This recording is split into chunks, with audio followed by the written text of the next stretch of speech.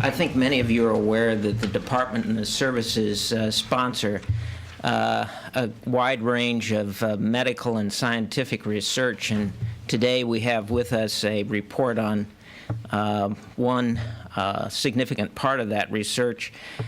Captain Stephen Hoffman is with us today. He is from the Naval Medical Research Center in Bethesda, Maryland. He led a team of researchers in successfully testing a DNA vaccine on healthy humans, and he's going to give a briefing today about the Navy's work in this regard and their achievement in medicine's fight against many deadly diseases. Captain Hoffman has a statement to open the briefing, and then he'll be happy to answer questions on this subject. Captain Hoffman.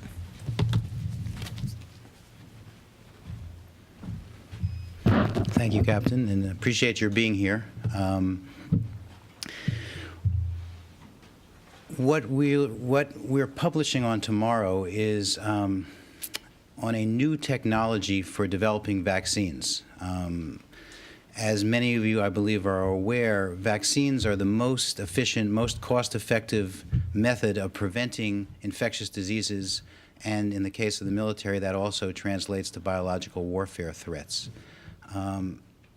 The traditional vaccines that we have used really are not much different than the vaccine that was developed by Jenner for smallpox in 1798, which was a cowpox virus.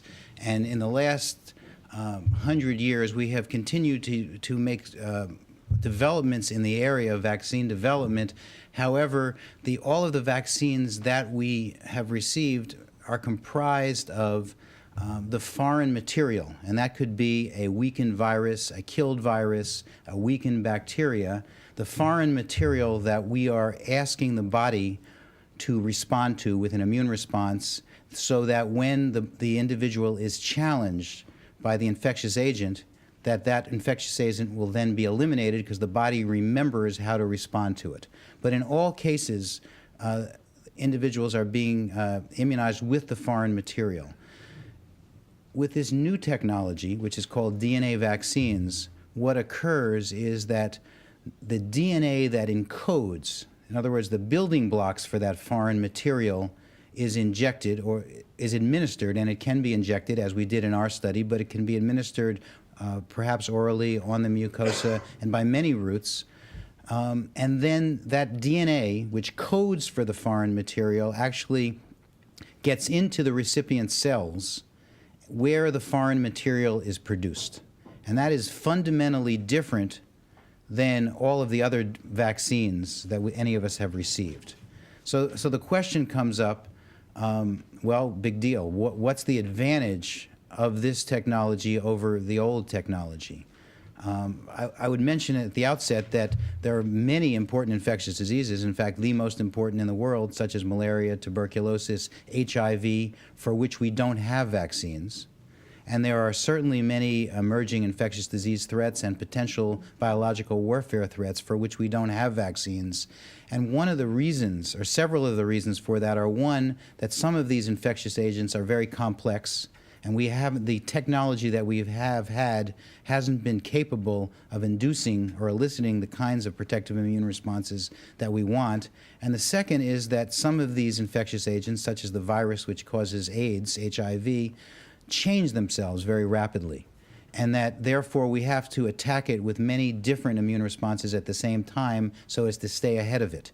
And although there are many groups working on using the more traditional technologies to develop such vaccines, we think that DNA vaccines offer a unique advantage in this area for one major reason and multiple other reasons. The major reason is that DNA vaccines are really easy to make, so that any molecular biologist, and that is the scientist who is a genetic engineer, anywhere in the world with a reasonable laboratory can make a DNA vaccine, and can actually make this DNA vaccine relatively rapidly, certainly on the month time scale, whereas to make one of these the more traditional vaccine often takes years. That means that in the long run, this technology is probably going to be quite safe. Excuse me, quite inexpensive or relatively inexpensive. Scratch safe there, and we'll get to that in a second. It also means that one could rapidly make a new vaccine, so that if there is an emerging threat or a new agent that we didn't know about, making it with DNA vaccine technology is really quite easy. It also means that if you need to combine different targets into one vaccine, you can also do that very easily. And in the case of the disease on which I work, which is malaria, which is the most important infectious disease threat to our operating forces, which is a very complex parasite that has 6,000 genes in it, we can begin to build a vaccine that duplicates the complexity of the parasite by making many different DNA vaccines and mixing them together. That's not something we can do with any of the other current technology. So that the first major advantage of potential advantages of DNA vaccines are that they are easy to make, and thus you can make them fast, and you can make a lot of them, and they should be less expensive to make. The second potential advantage is that DNA is quite stable. After all, there are reports of getting DNA from mummies, and we've seen Jurassic Park where dinosaurs were, the DNA was extracted and dinosaurs were made from it. And that means that it's quite likely that this DNA vaccines would be stable under field conditions. That's particularly important to the military, and it's of extreme importance to getting vaccines out for children in the developing world, where one of the things that limits our capacity to immunize them right now is the lack of a cold chain. We don't know that for sure because this is only the first human testing of DNA vaccines, but our thoughts are that they will be quite stable, and thus you won't need this cold chain. The next advantage is relative to the weakened viruses and bacteria that all of us have received as vaccines, such as the measles vaccine, polio vaccine, smallpox vaccine when it was available, the recombinant smallpox vaccines that are being developed now for use against diseases like AIDS. There is always the possibility that a weakened virus or bacteria will revert and become pathogenic and virulent. With DNA, there's no possibility of that occurring. Now, DNA has its own theoretical risks, but one of them is not becoming virulent. The last advantage has to do with the other side of the equation, and it's something that we're reporting on in this paper, and that is the potential for eliciting a type of immune response which has been difficult to elicit with more traditional approaches. It doesn't mean that we can't do it with the more traditional approaches. It just means it has been difficult. And that particular immune response is killer T lymphocytes, cytotoxic T cells, which attack viruses, parasites inside of cells. Most of the vaccines that we've received are designed to produce protective antibodies. And antibodies kill infectious agents outside of cells for the most part, whereas in many cases the parasites, viruses hide within cells, and the way to attack them is through direct interaction with killer T cells. And in mice studies, the DNA vaccines have seemed uniquely excellent in that regard, and one of the reasons for that is because immunologists know that the best way to elicit this type of response is for the foreign material to be produced inside of the host cells. That's the best, most efficient way for the host to make killer T cells. I told you that what we do with a DNA vaccine is administer the DNA, it goes into the recipient cells, the foreign material is produced there, and that is the most efficient way that we know of eliciting this killer T cell response. So that, in summary, the absolute clear advantage of DNA vaccine technology would be its simplicity of production. We think that stability is going to be a major factor. We think that safety, as compared to the live, weakened, or attenuated viruses and bacteria, is a major factor. And the hope is that it will also provide excellent immune responses. And what we did in this study was using malaria as a model, because that's what we work on and that's what's most important to our program, we constructed, in collaboration with Vical Incorporated, which is a San Diego biotech company, a malaria DNA vaccine. Our initial goal was to test it for protection. To do that, we needed a complex vaccine, which was 5 genes that were available to us. When we went jointly, that is the Navy and Vical, to the Food and Drug Administration, they said this is a brand new technology. First thing you have to show is that it's safe, well tolerated, and actually can elicit the immune response you're interested in. So they said do it with 1 gene. So we went and did this study with 1 gene in 20 volunteers, and what we found was that it was safe, well tolerated, and elicited excellent cytotoxic killer T lymphocyte responses.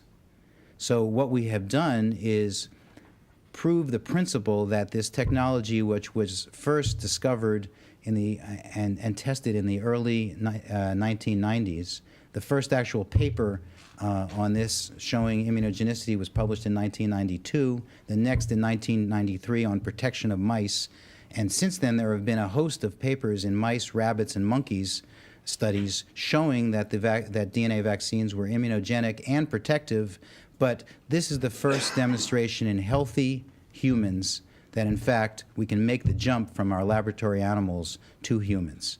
And as such, this provides the precedent for greatly expanded studies in humans testing malaria in our case, but in many other anti-infectious disease vaccines. Is it more important that it's a DNA vaccine or that it's a malaria vaccine?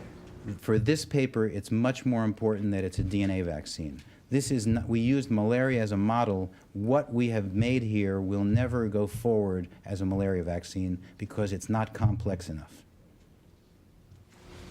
So give us some sort of explanation of, you worked with the malaria vaccine, but what other applications do you see? There are groups around the world working on almost every other infectious disease that you can think of, and within the military there are groups working on biological warfare threats. So that there have been studies done in HIV-infected individuals, and in fact there were 2 publications earlier this year in HIV-infected people. The interpretation of those is difficult because they're infected, they're immunosuppressed because of the infection with the virus, and they already make immune responses, so you can't tell with complete certainty that what you see is due to the infection or to the vaccine. But so there's work going on to develop a preventive AIDS vaccine, TB vaccine, herpes vaccine, Ebola vaccine, Lassa fever vaccine. Pretty much everything that you can think of is now being studied, has been studied at least in mice or monkeys, and now studies are starting to go forward in humans. But the concern has been, is it really going to work in humans? This isn't the first DNA vaccine testing in humans, is it? This is the first report of any DNA vaccine in healthy humans. So the human testing that's been done before has been in ill people. The only other reports, as far as we know, and in the world's literature, are in HIV-infected individuals, and those were also reported earlier this year. And that's the one where you say because did you get any T-cell response? I guess it's not your study. It's so not our study, but in the study, one conducted in Sweden and one conducted in the United States, in the Philadelphia area, the University of Pennsylvania, and a company that was then called Apollon. The study in Sweden reported these cytotoxic T-cell responses also. There was, but the concern, not the concern, there was great enthusiasm for that result. Amongst immunologists, there's always the concern that, in fact, that might have been due to the infection as opposed to the vaccine. would it generated a T-cell response? Yes, the infection itself generates T-cell responses. Yes. Yeah, I want to clarify something. You said early on that one of the advantages of the DNA testing is it could work on a complex virus such as malaria. But then you said that the vaccine the DNA vaccine that you tested could not go forward as a malarial immunization because it is not complex. So could you clarify? Sure. Yeah. Because we were essentially first, or among the first, when we went to the Food and Drug Administration and said we want to test the complex vaccine because that's what we think is needed for protection, they said you have to go test the simple vaccine first because this is a brand new technology, and the first thing we have to establish in humans is that you can give them DNA vaccines safely. So they said test one first and then you can move to the complex one. So that's what we've done. In the process, we have shown that you can induce these killer T-cell responses at a magnitude which is good, if not better, than seen for any other vaccines. So what you're saying is the simple cell, the simple model will not necessarily protect a soldier in the field. Right. But it will give you It gives the us foundation to go to the next step, absolutely which the complex vaccine will eventually do. right. Will you develop will you develop a complex vaccine then? We or are not? manufacturing with Vical right now two complex vaccines, one that has 5 genes and one that has 15 genes. And we plan to start testing the 5-gene vaccine next summer and the 15-gene vaccine several months later. And Malaria. these are both for malaria.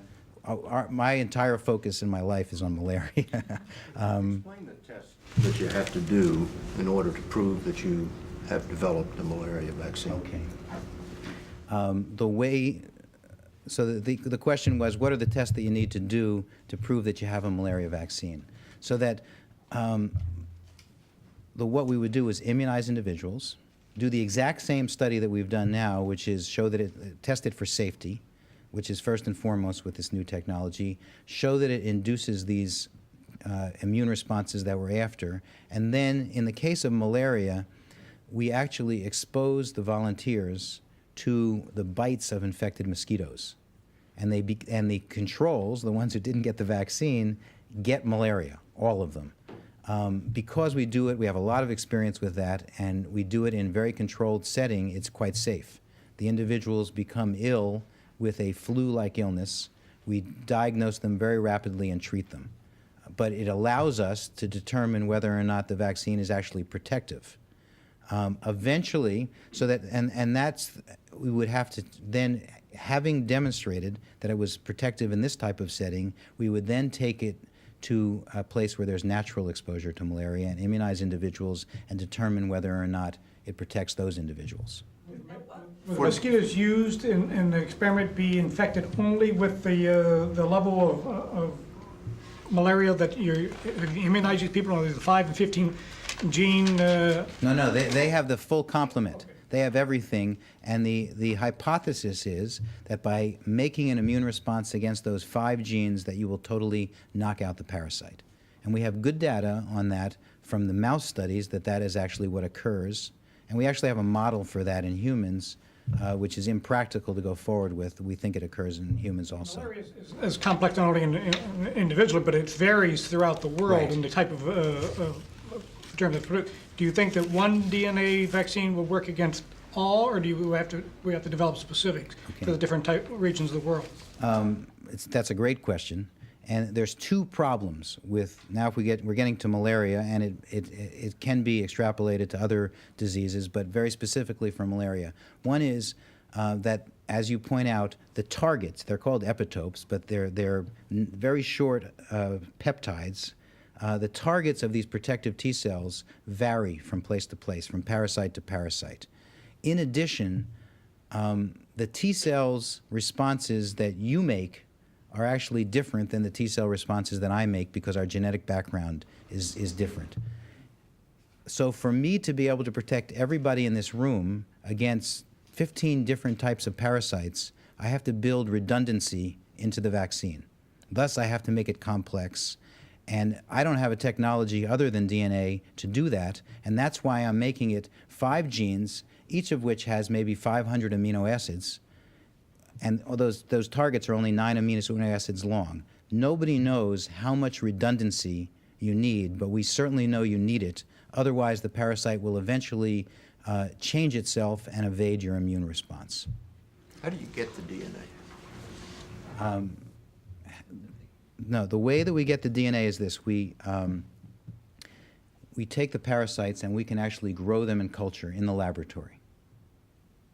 We then extract all of the DNA from those parasites, and then using different technologies, but one of them is called polymerase chain reaction, or PCR, we actually amplify the gene of interest, the DNA of interest from that gamish.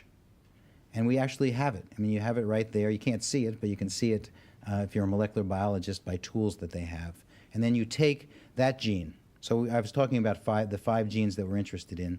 We took a whole gamish of Plasmodium falciparum, that's malaria parasite DNA, which we extracted the DNA, and then we amplified out those 5 different genes. So we have them, each one in a different test tube.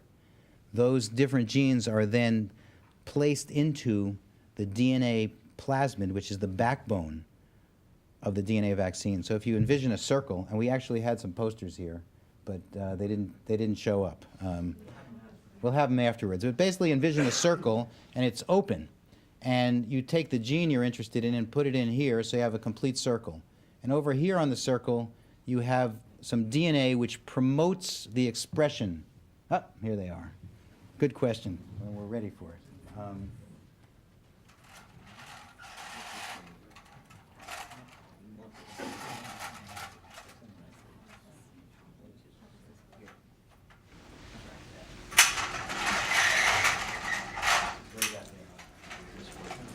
Okay.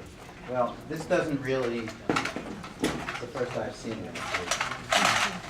It's a small circle, and in the circle there is the gene that you're interested in, and then in front of that is something called a DNA sequence. This is called a promoter, and it actually, we know about it, and it promotes the expression of the DNA in the cells of the individual. And at the end of that, there's another sequence which is called the terminator, and it stops the expression. So you only get the expression of the gene you're interested in, and the rest is a little bit of basically provides structure.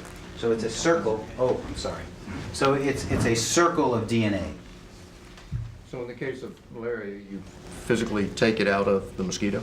No, we actually grow the malaria parasites in culture. So that just like all of our cells have all of our DNA, all of the malaria parasite cells, no matter what stage they're at, have all the full complement of DNA. You touched on the potential risks of DNA. You're actually taking DNA, you're putting it into our body, and then fooling our body into making foreign matter. Talk about what the risks are of that. So let me just back up and say that when this technology was first talked about in the early 1990s, many scientists in the world basically dismissed it and said that it's impossible that you could take this fragile DNA, and it's called naked DNA because it's not mixed with anything. It's put in salt water, inject it into somebody's muscle, and that you would get the DNA actually to go in there without degrading and produce this protein. After so many scientists duplicated that work, it was clear that it was real. But I have to tell you that the first scientists to present this were practically laughed off the podium. Then the question came up, wow, you know, you're using recombinant DNA, you're injecting DNA into people, you will never be allowed to do this because it's inherently unsafe. And what was brought up was what is still a major concern is what happens if the DNA that you inject actually goes into the recipient's chromosome. So incorporates into into the host DNA. And 2 things could occur in that event. One is you could get what's called insertional mutagenesis, where actually the host's DNA gets changed, it gets mutated, and we know if that happens at a high rate that there's a good chance of cancer occurring. Okay? The other event that could occur, if the DNA got into a cell that circulated, say, to the ovaries or testes, is it possible that you could get that, it's called integration, integrating into the chromosome, you could get that occurring in your reproductive cells and it could be passed on to the next generation. So that there has been an enormous amount of work done in animal models to determine whether this occurs. And the answer is that we would never have been able to do the human studies if we hadn't proven. A lot of work's been done at Vical, at Merck, at different companies around the country showing that this doesn't occur. In fact, if you step back a second, and we talk about there's a field called gene therapy, where actually what you're trying to do is just that. So that the vehicles of the DNA in gene therapy are designed to try to get in and stay in the cell in most cases, and in some cases integrate into the chromosome, and it's been very difficult for that to occur. In the case of DNA vaccines, these plasmids here, these circles, are stripped of every signal, every bit of DNA that is known to be associated with that integration process. So they're actually designed not to integrate, and all of the scientific data thus far indicate that they don't integrate.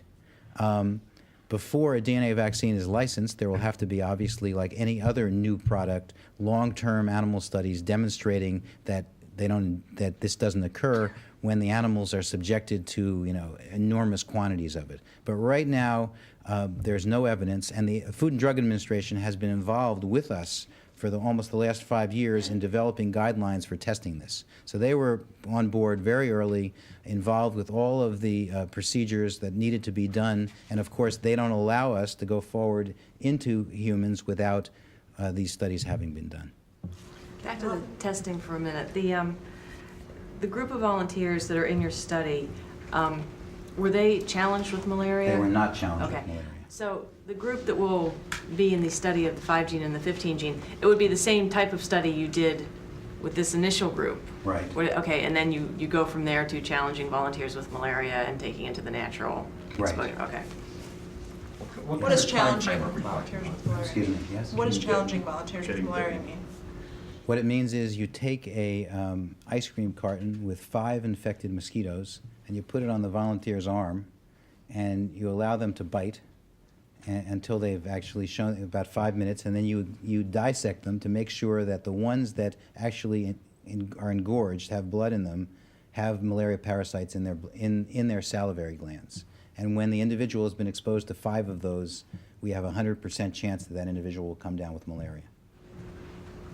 What type of timeline are we talking about? So the timeline for our work, which is in the malaria area, is that we expect to begin the human trial of the 5-gene vaccine next summer. Probably the timeline now calls for August 1st, and we hope that we'll stay on that timeline.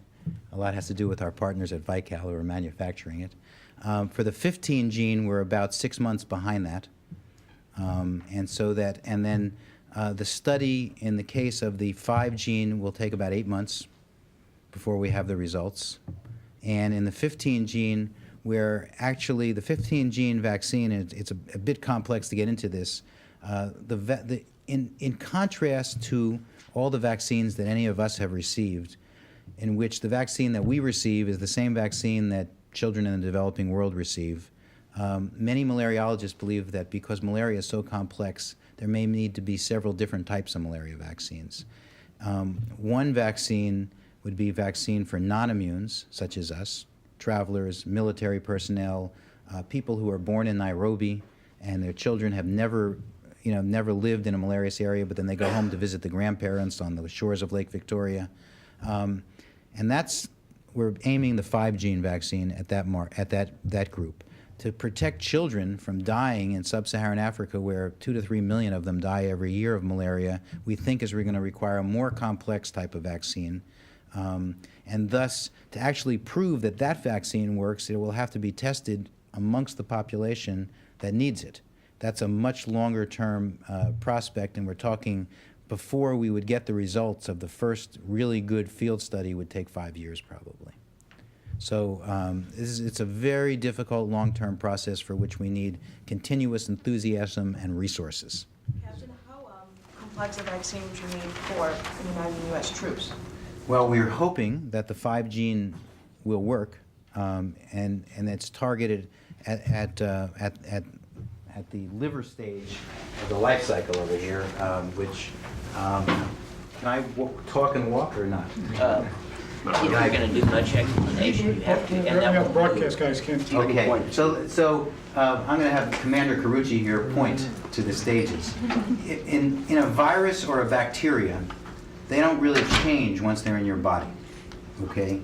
And so if you make a good immune response against any part of a virus or bacteria, it works whenever that virus or bacteria is in your body. In the case of malaria, where the parasites are injected by mosquitoes, and then there's something called the sporozoite stage, which is in your bloodstream for about 5 minutes outside of cells before it enters liver cells, where it develops in a week to a mature liver stage. And the sporozoite stage has 1 nucleus. The liver stage has 10 to 40,000 nuclei. So there's this tremendous amplification process. It then ruptures out into the bloodstream, where each of those single nucleated, they're called merozoites, can invade an erythrocyte, and every 48 hours amplifies 20-fold. It's only at the blood stage that one gets the disease of malaria. So in the case of non-immune travelers, our goal, or military personnel, is to prevent the parasites from ever getting, it's pretty good, you were one step ahead of me. Is to prevent the parasites from ever getting out of the liver into the bloodstream, because there are no symptoms, pathology, signs of malaria associated with that. So we're focusing right now on the 5 gene there, but in a few weeks we're actually going to be having another publication in Science, I don't know if that's embargoed, on sequencing the genome of the malaria parasite, the first step towards that, and we believe that we will find many other targets at the liver stage and the blood stage. And again, we have no way, other than DNA vaccines, for capitalizing on these new findings from genomics, which is a whole nother subject. There is no technology in 1998, vaccine technology, which allows one to rapidly assess tens, hundreds, or thousands of new genes or proteins other than DNA vaccine technology. So it actually goes sort of in parallel, very complementary to this other field which is developing, which is the genomics field, where we are sequencing the genomes, all the genes of these different infectious agents, as well as sequencing the human genome. Yes. Is your expectation that these vaccines will be something like permanent, or will they be time-dated like many of the current Travers immunizations are? We would hope that we can build enough complexity into it that they'll be permanent. But since we don't have anything, and it's been 100 years since people have been trying to make malaria vaccines, it would be very premature of me to say that it would be permanent. I'd be happy if we have something that works for a year. What is the risk that if you go from 1 gene to 5 to 15 and on up, that you increase the risk of giving these vaccines that you mentioned earlier, that you'll trigger some response unanticipated? That can only be determined experimentally in people that you give it to. The data, any of the minimal data that are available thus far would suggest that that's not the case, because the risk of one of these events occurring when you give, say, 100 micrograms of 25 genes or 2,500 micrograms of one is likely to be pretty much the same. And it actually may be reduced. I wanted to pick up on the money. What monies are needed? What monies are dedicated already? Okay. If we talk about malaria now, you're talking about malaria money. Malaria is the most important parasitic disease in the world. If it's not the most important infectious disease in the world, it's amongst the top 3 with TB and HIV, tuberculosis and HIV. It kills 2 to 3 million people a year, and it infects 300 to 500 million per year, as estimated by the World Health Organization. The entire world's malaria research budget, that's everything, not just vaccines, was estimated by the Wellcome Trust 2 or 3 years ago to be about $80 million. If you contrast that to the amount of money the United States is spending on HIV research, which is in the billions, and you look at the magnitude of the problem, you also look at, from the military's point of view, the magnitude of the threat. In the 20th century, in every military campaign that the United States has been involved in, where malaria was transmitted, we've had more person days, more casualties lost to malaria than to hostile fire. That included World War II, that included Vietnam, and it includes smaller operations such as Operation Restore Hope in Somalia. The number one cause of casualties was malaria. So that's why malaria vaccine development is the number one ranked medical research, science, and technology objective for infectious diseases in the military. So that the amount of money that's being invested in solving this problem is minuscule in comparison to the magnitude of the problem and what is truly needed. And because it's malaria, it's very difficult at this point in the operation to get large-scale or any major pharmaceutical investment. So that we operate at a level, the DoD budget for malaria vaccine development in the Military Infectious Disease Research Program is $5 million a year. For this, we were able, from the Office of Naval Research, to win what's called an Advanced Technology Demonstration Grant, which allowed us to go forward with this, which increased our budget by about 50% a year, but it's only a 3-year project, and we're in the second year right now of it. We were able to compete with Boeing and Grumman, and so on, and we have the only medical advanced technology demonstration in the Navy, but that's a time-limited operation. We only have it for the next 2 years, and again, that's allowing us to go forward. We were able to get $1 million Federal Defense Laboratory Diversification Grant several years ago with VICAL that allowed us, so we were kind of piecing it together, but at a far from efficient level. And so what are you asking for? What would you like to see? We'd like to see about $100 million invested in this a year.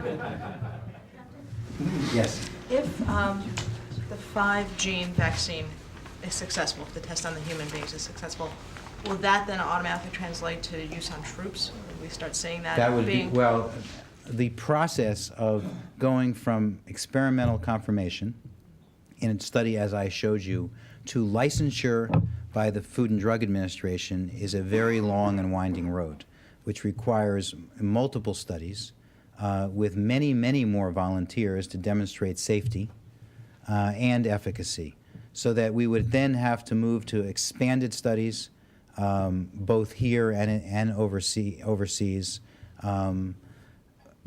prior to getting like a new drug application being submitted to the Food and Drug Administration for licensure. And as I think you're well aware from some of the experiences that we've had, no one is very interested in subjecting our troops to vaccines that aren't licensed by the Food and Drug Administration.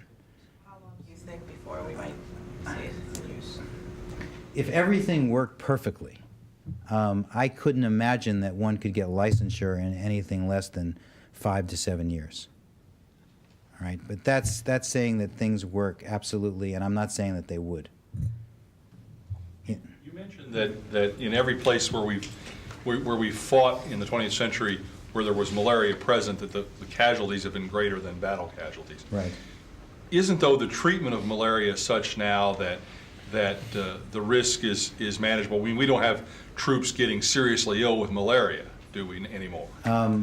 Well, there's always a few of them, and again, since Vietnam, we haven't really deployed in large scale to areas where malaria was transmitted. And I would add that we have never deployed to sub-Saharan Africa, where the intensity of transmission of malaria is 10 to 100 times greater than it was in Vietnam. Okay. When an individual, the problem to the military in terms of malaria is that in most cases we can say in the vast majority we will prevent the military member from dying. However, that person is knocked out of operation. And in both Vietnam and in World War II, we lost entire battalions. I mean, you have a certain percentage of the troops knocked out, and you render totally ineffective the fighting force. And that's why it's such an important problem.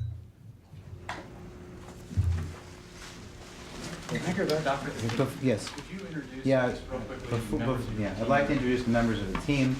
This is Dr. Rubing Wang, who is the first author on the paper that's going to be published in Science, and she is originally from China and now works full-time in the malaria program at Naval Medical Research Institute. This is Commander Richard Hedstrom, who in 1992 made the first malaria DNA vaccine with his own hands and has been an important, critical part of this effort since its inception in 1992.